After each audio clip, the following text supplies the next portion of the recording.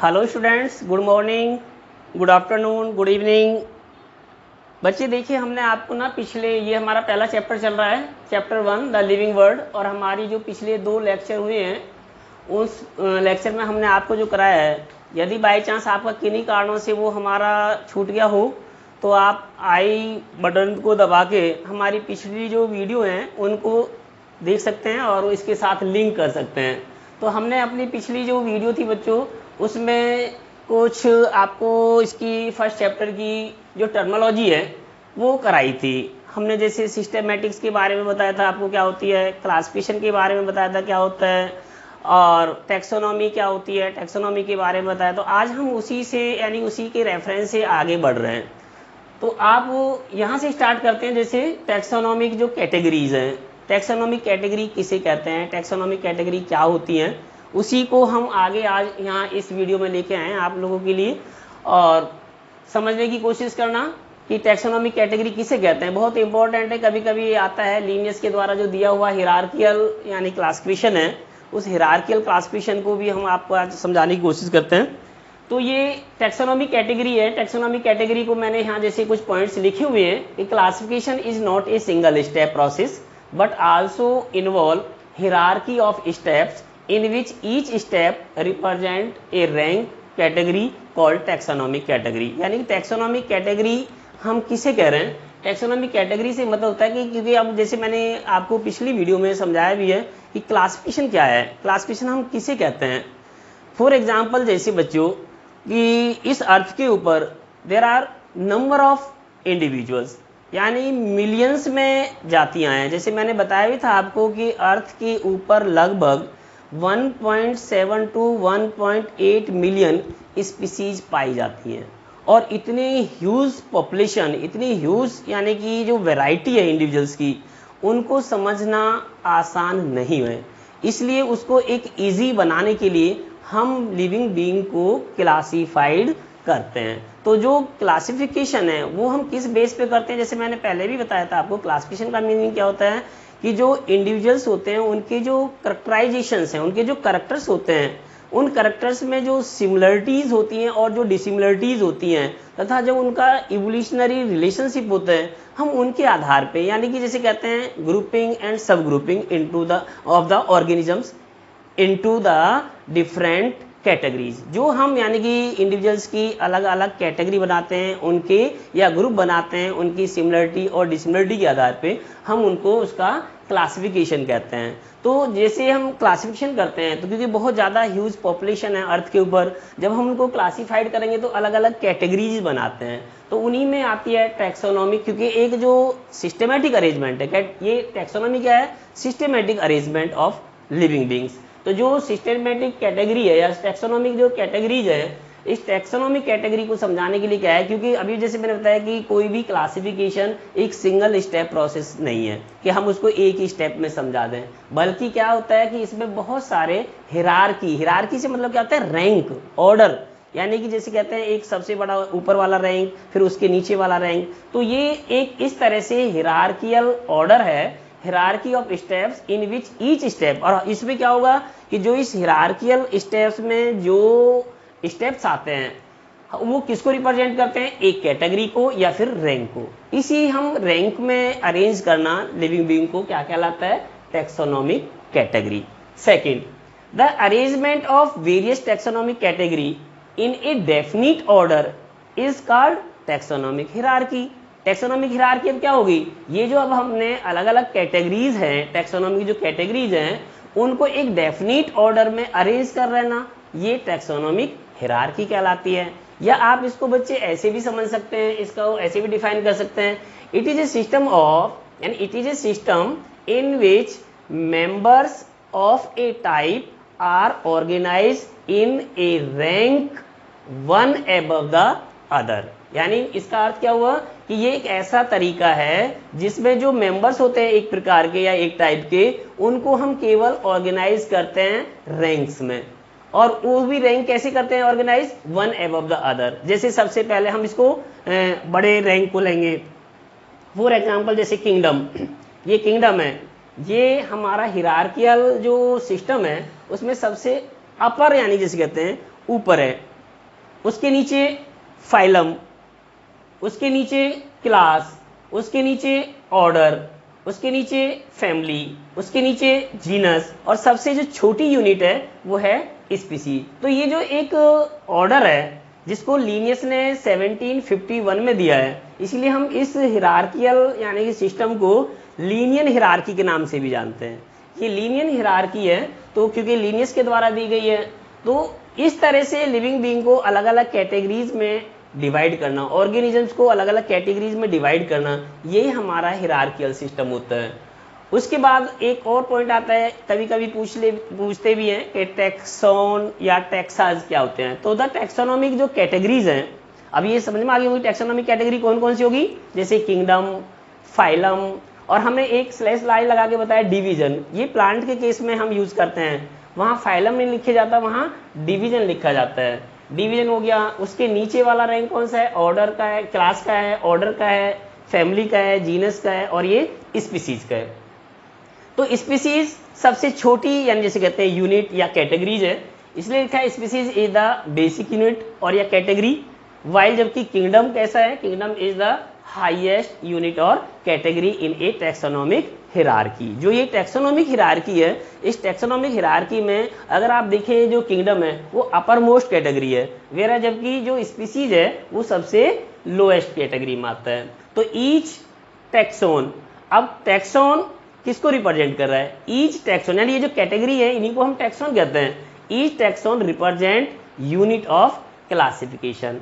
तो as we go higher from species to kingdom, अब देखिए हमने पहले ही बताया जैसे ये स्पीसीज सबसे लोवेस्ट कैटेगरी है, तो ये सबसे लोवेस्ट कैटेगरी होने के कारण हम हमेशा अगर इधर से ऊपर की तरफ चढ़ते हैं, जैसे जैसे आप ऊपर की तरफ चढ़ते चलो जाओगे तो जो ये इंडिविजुअल्स हैं, ये जो ऑर्गेनिजम्स हैं जो इन कैटेगरीज से बिलोंग करते हैं, उनके जो कॉमन कैरेक्टर्स हैं वो डिक्रीज होते चले जाएंगे। और यदि आप ऊपर से चल रहे हैं, जैसे एक डिसेंडिंग ऑर्डर में चल रहे हैं, सबसे जैसे बड़ा किंगडम हो गया, अपर यानी जो कैटेगरी है वो किंगडम की है, तो जो किंगडम होंगे, किंगडम में जो इंडिविजुअल्स आएंगे उनमें जो कॉमन कैरेक्टर्स होंगे वो कम होंगे कंपैरेटिवली फाइलम के। जो फाइलम में कैरेक्टर्स ज़्यादा होंगे तो इसका मतलब तो जो फाइलम के अंदर कैरेक्टर्स होंगे उनसे ज़्यादा कैरेक्टर किस में मैच करेंगे, जो इंडिविजुअल्स एक क्लास से बिलोंग करेंगे। उसी तरह से फिर जो क्लास में जो कैरेक्टर्स होंगे, क्लास के इंडिविजुअल्स के अंदर जो कैरेक्टर्स होंगे उनसे अधिक कैरेक्टर जो मैच करेंगे, जो रिजेम्बलेंस शो करेंगे वो ऑर्डर में करेंगे। इस तरह से और सबसे ज़्यादा जो यानी कि सिमिलर कैरेक्टर्स होते हैं वो एक सिमिलर यानी कि इंडिविजुअल्स के अंदर पाए जाते हैं जो एक ही स्पीसीज से बिलोंग करते हैं। तो इसलिए ये एक डिसेंडिंग ऑर्डर में हिरार्की दी गई है लीनियस के द्वारा। तो each taxon represent unit of classification. तो as we go higher from species to kingdom, जैसे हम स्पीसीज से किंगडम की तरफ मूव करते हैं तो क्या होगा, from species to kingdom the number of common characteristics goes on decreasing, वो धीरे धीरे कम होते चले जाते हैं।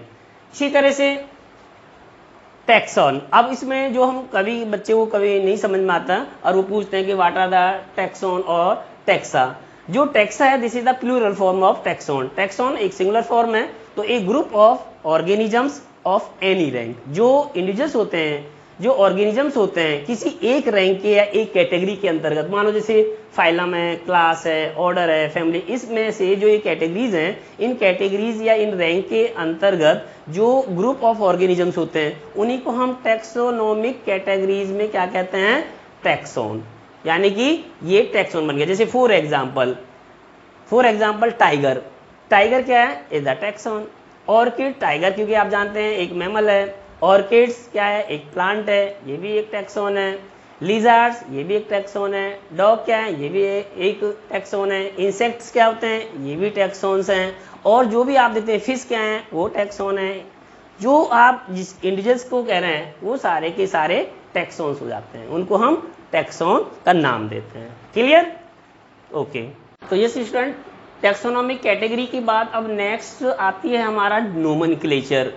तो नोमेनक्लेचर क्या होता है, नोमेनक्लेचर से मीनिंग है, जैसे आप लोग जानते होंगे कि आपने कभी देखा है कि जब हमारे घर में कोई बच्चा पैदा होता है तो हम उसको नाम क्यों रखते हैं, उसका नामकरण क्यों कराते हैं, बिना नामकरण के हम यानी कि उसको किस नाम से कॉल करेंगे। जब बच्चा बड़ा होगा धीरे धीरे वो यानी कि एक एडल्ट में कन्वर्ट होगा तो हम उसको किसी ना किसी नाम से तो कॉल करेंगे ना।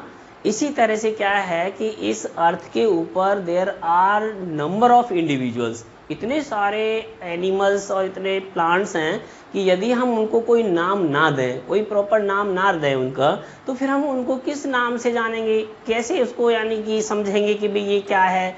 तो इसलिए क्या है कि हर लिविंग ऑर्गेनिजम्स को जो इस अर्थ के ऊपर पाया जाता है उसको एक प्रॉपर नाम देना, एक ऐसा नाम देना ताकि हम उसको जान सकें।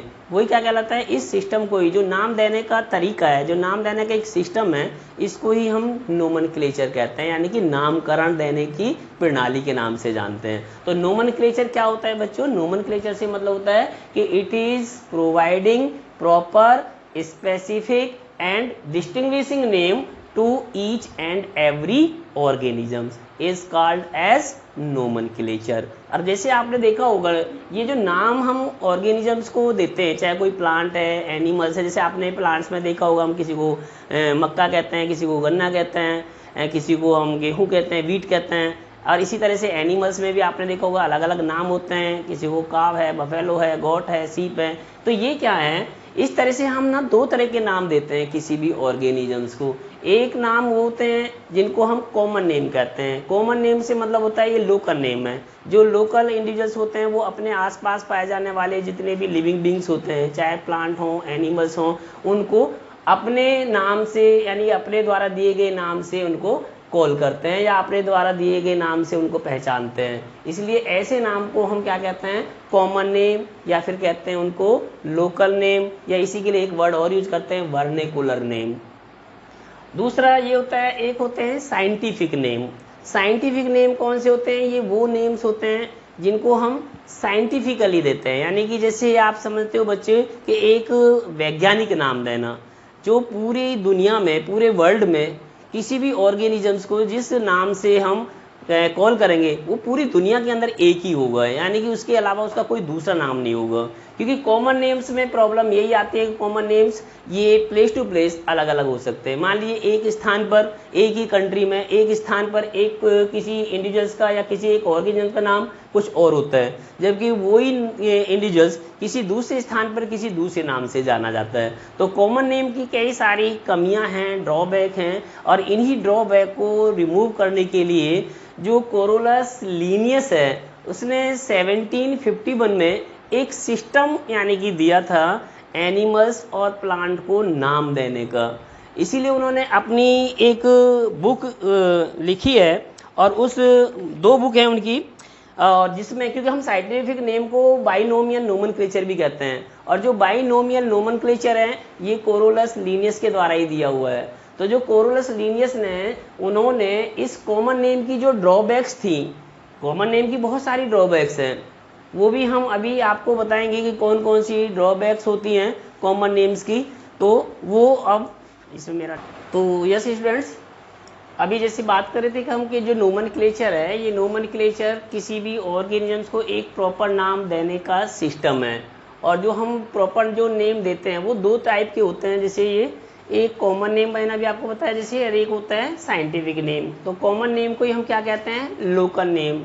इसको लोकल नेम से भी जाना जाता है, या एक और भी नाम कहते हैं इसको वर्नेकुलर नेम।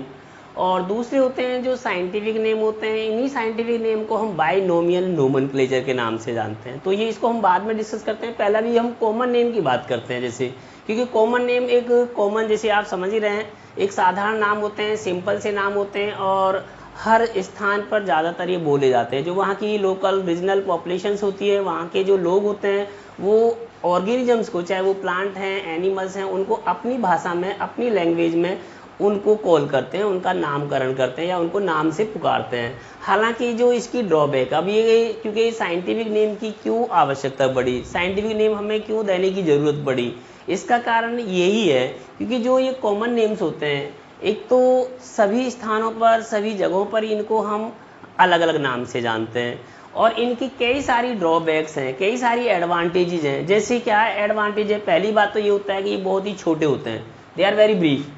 जैसे फॉर एग्जांपल मान लीजिए आपने किसी प्लांट्स में ओनियन ओनियन है, एक सिंगल ही यानी कि वर्ड है ओनली, और आसानी से ये लर्न हो जाता है, इसलिए लोग इसको याद कर लेते हैं जो लोकल नेम्स होते हैं, लोकल पर्सन होते हैं, और उसका नाम दे दिया जैसे ओनियन।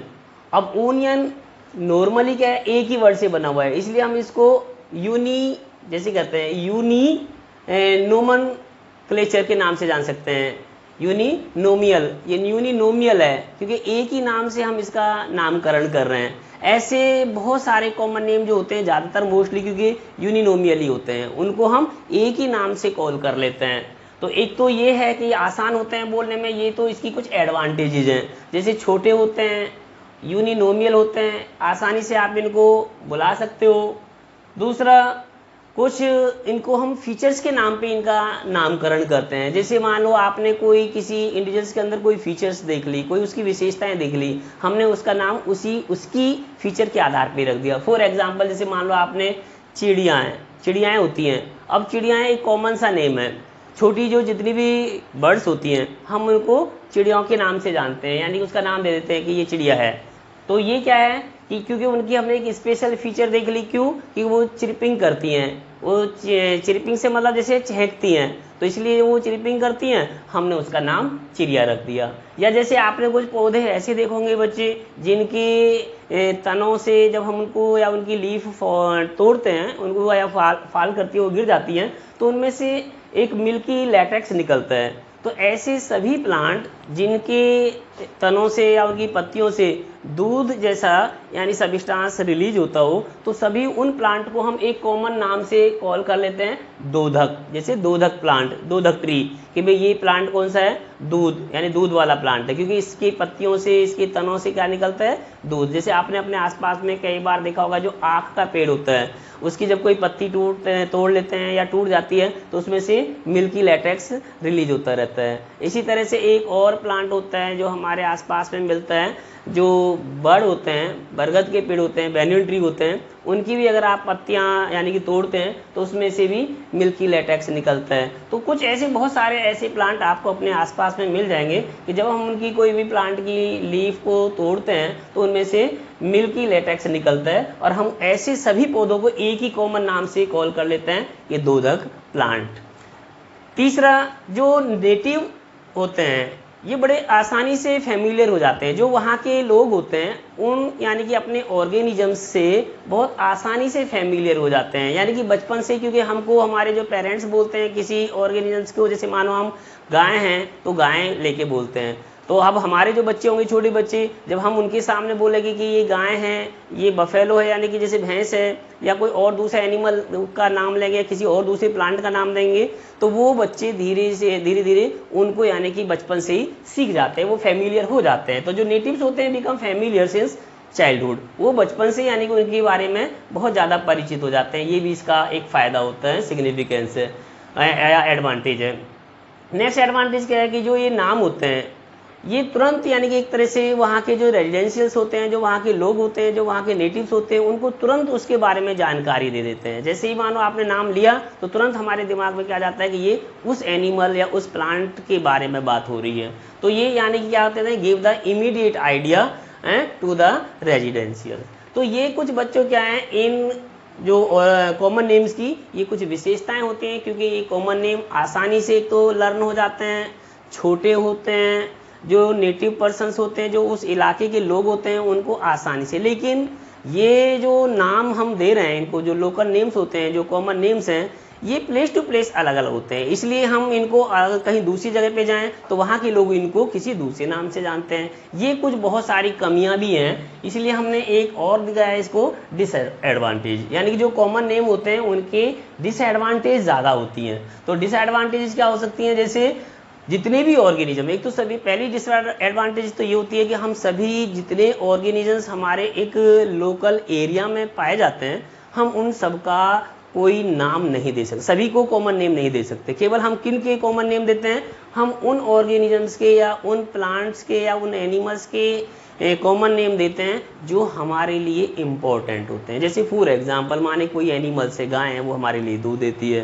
भैंस है वो हमारे लिए दूध देती है, या जो दूसरे और अदर एनिमल्स होते हैं जो किसी और अदर पर्पज़ के लिए हम उनको डोमेस्टिकेट करते हैं, जो हमारे लिए पालतू हैं, हम उनका कोई ना कोई या इकोनॉमिक इम्पोर्टेंस है हमारे लिए, तो हम उनको कोई ना कोई कॉमन नेम दे देते हैं। लेकिन जो मेजॉरिटी ऑफ ऑर्गेनिजम्स हैं जो हमारे लिए इम्पोर्टेंट नहीं है, या जो वाइल्ड एनिमल्स हैं, वाइल्ड प्लांट्स हैं, जिनके बारे में हम कुछ नहीं जानते, हम उनके कोई कॉमन नेम नहीं देते, इसलिए वो उससे फ्री रह गए, यानी उनको तो नाम ही नहीं दिया। तो एक तो यही ड्रॉबैक रही कि भाई आपने इनमें जो हम कॉमन नेम दे रहे हैं या जो उनके वर्निकुलर नेम है वो सभी ऑर्गेनिजम्स को प्रोवाइड नहीं किए जा रहे। All organisms do not have common names. तो ये सबसे, जैसे मानो आपके पास बहुत सारे माइक्रोब्स भी तो होंगे, बैक्टीरिया होंगे, वायरसेस होंगे, फंगस होंगे, तो क्या हम उन सभी को अपना कोई कॉमन नेम देते हैं? नहीं देते, क्योंकि हम जानते ही नहीं, क्यों वो हमारे लिए इम्पोर्टेंट नहीं होते। तो इसलिए जो ऑर्गेनिजम्स हमारे लिए इम्पोर्टेंट नहीं है, जिनकी कोई हमारे लिए विशेषता नहीं है, जिसकी हमारे लिए कोई महत्व नहीं है,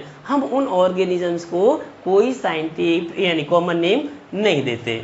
एक सबसे बड़ी ड्रॉबैक। दूसरा, जो एरिया है, मान लीजिए हमारा एक एरिया बहुत बड़ा नहीं हो सकता, हम माने एक छोटे से एरिया में रहते हैं, तो छोटे एरिया में क्या होंगे, थोड़े ही एनिमल्स होंगे, थोड़े ही प्लांट्स होंगे, थोड़े ही यानी कि लिविंग बींग्स होंगे, तो केवल हमने उन थोड़े यानी कि कम लेस एनिमल्स का या लेस प्लांट्स का ही नोमेनक्लेचर किया है। जो आपने कॉमन नेम दिए केवल बहुत थोड़े यानी कि ऑर्गेनिजम्स को ही आपने नाम दिया हुआ है, और जो बाकी के एरिया में पाए जाते हैं उनको हम कोई नाम नहीं दे रहे। ये भी इसकी ड्रॉबैक है कि ऑल जो ऑर्गेनिजम्स होते हैं, दूसरा ये हो गया, पहला हो गया कि all organisms do not have common names, दूसरा हो गया कि एरिया हैव स्मॉल, जो स्मॉल परसेंटेज होती है ऑर्गेनिजम्स की, तो इसलिए क्या होता है कि उन सभी ऑर्गेनिजम्स को हम नाम नहीं दे पाते। तीसरी और क्या डिसएडवांटेज है बच्चों, इसकी तीसरी डिसएडवांटेज है कि कई बार आपने देखा होगा कि हम एक ही कॉमन नेम से, सेम कॉमन नेम कई ऑर्गेनिजम्स को रिप्रेजेंट कर देते हैं, हम उसी से कई यानी कि जो ऑर्गेनिजम्स होते हैं उनके नाम दे देते हैं। जैसे फॉर एग्जांपल अगर आप देखिए जो वाटर लिली है, जो वाटर लिली प्लांट है, इसके 15 हिंदी नेम्स हैं, कॉमन नेम।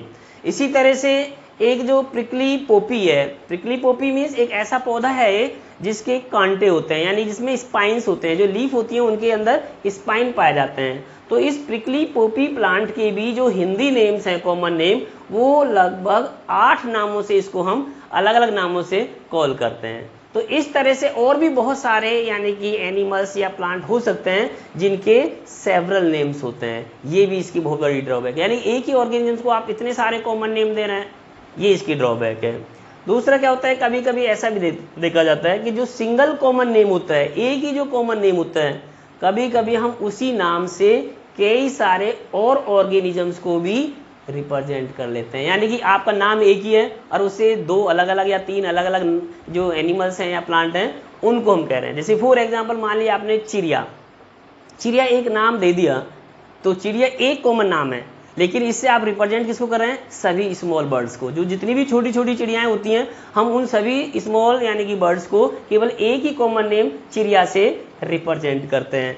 तो ये एक गलत हो गया, ये इसकी डिसएडवांटेज होगी। इसी तरह से आपने दोधक, जैसे अभी मैंने पीछे बताया था, दोधक किसके लिए वर्ड यूज कर रहे हो आप, कॉमन नेम, यानी कि जो प्लांट अपने द्वारा कोई मिल्की सब्सटेंस रिलीज करते हैं, या जिन पौधों की पत्तियों को तोड़ने से या उनकी ब्रांचेस को तोड़ने से दूध यानी मिल्की लैटेक्स निकलता है, हम ऐसे सभी पौधों को क्या कहते हैं, उनको दोधक कहते हैं। लेकिन अब सभी प्लांट दोधक तो यानी ये तो कॉमन एक नाम हो गया, और जबकि वो प्लांट अलग अलग हैं। मान लो उसमें से जैसे आपने देखे हैं कि जो ओक का प्लांट है, जो आक का पेड़ है, उसमें से भी दूध निकल रहा है। अगर मान ली कोई बेनिन ट्री है, उसमें से भी दूध निकल रहा है, तो दोनों को क्या हम एक ही नाम से कॉल कर सकते हैं, दोधक? ये इसकी ड्रॉबैक है, ये भी डिसएडवांटेज है।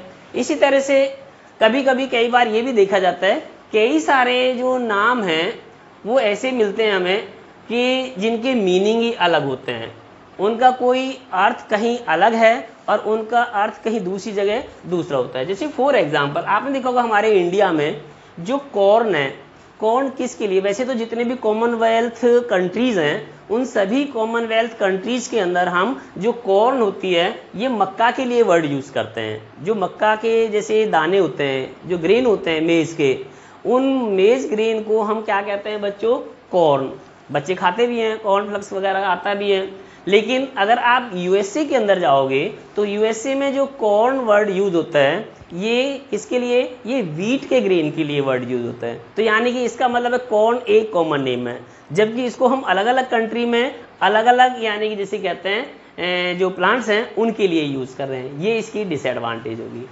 एक और जो बड़ी डिसएडवांटेज है सबसे ज़्यादा कॉमन नेम की, वो क्या है, अनरिलीवेंसी।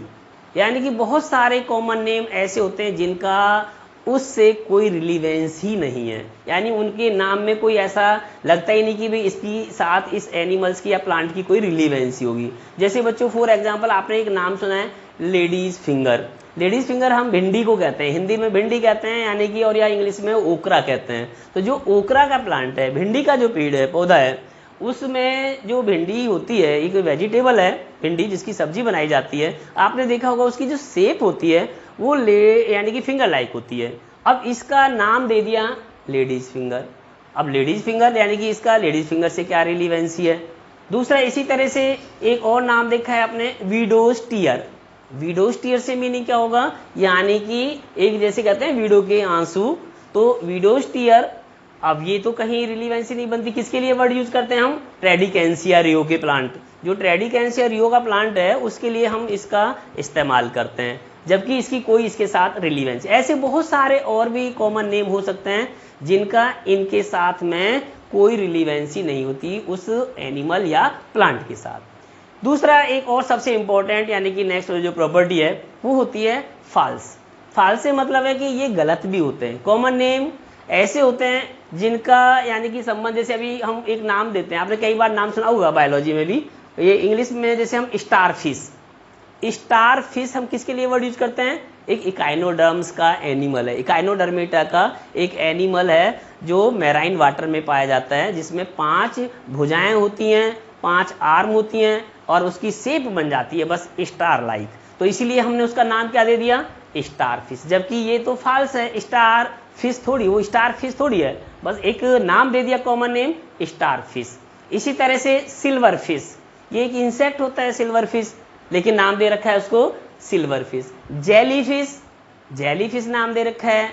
अब क्यों दे रखा है, ये भी कॉमन नेम है, जबकि वो एक फिश है नहीं। ये क्या है, ये सिलेंट्रेट का एनिमल है, ये आर्थ्रोपोडा का एनिमल है silver fish. Star fish Echinodermata का एनिमल है। कटल फिश ये एक मोलस्का का एनिमल है। तो ये अलग अलग यानी कि फाइलम से बिलोंग करते हैं और हम इनको नाम दे रहे हैं क्या, किसी को स्टार फिश दे रहे हैं, किसी को सिल्वर फिश दे रहे हैं, किसी को जेली फिश दे रहे हैं, किसी को कटल फिश दे रहे हैं। ऐसे और बहुत सारे नाम हैं जिसको हम ऐसे यानी कि गलत नामों से कॉल कर लेते हैं। तो इस तरह से ना बच्चों क्या है, ये कॉमन नेम की ड्रॉबैक्स हैं। तो इन्हीं कॉमन नेम की जो डिसएडवांटेजेस हैं जो या ड्रॉबैक्स हैं, इन्हीं को रिमूव करने के लिए जो कोरोलस लीनियस है, अब उसने एक ऐसे नाम का सिस्टम निकाला है, एक ऐसे नाम देने की प्रणाली यानी कि तैयार की कि जिसमें हम इन सभी ऑर्गेनिजम्स के नाम को एक ही नाम से कॉल करें। बस कोई भी ऑर्गेनिजम्स होगा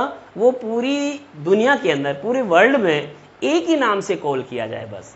तो क्योंकि हम भी बायोलॉजी में उसी साइंस को यूज करना चाहते हैं जो बाकी की अदर ब्रांचेज है, जैसे फिजिक्स है, केमिस्ट्री है, उसमें भी एक साइंटिफिक तरीका है, तो क्यों ना हम बायोलॉजी में भी साइंटिफिक तरीके को अपनाएं। तो कोरोलस लीनियस ने 1751 में इसी यानी कि ड्रॉबैक को दूर करने के लिए एक साइंटिफिक नाम को देने का जो तरीका है, सिस्टम है, वो ईजाद किया था। यानी कि वो एक तैयार करा था जिसको बाइनोमियल नोमेनक्लेचर से जाना जाता है, जिसको हम या बाइनोमियल नोमेनक्लेचर कहते हैं। तो बच्चों अब जो अगली नेक्स्ट वीडियो होगी हम उसमें आपको इसी बाइनोमियल नोमेनक्लेचर के बारे में बताएंगे, इसके जो रूल्स हैं वो समझाएंगे।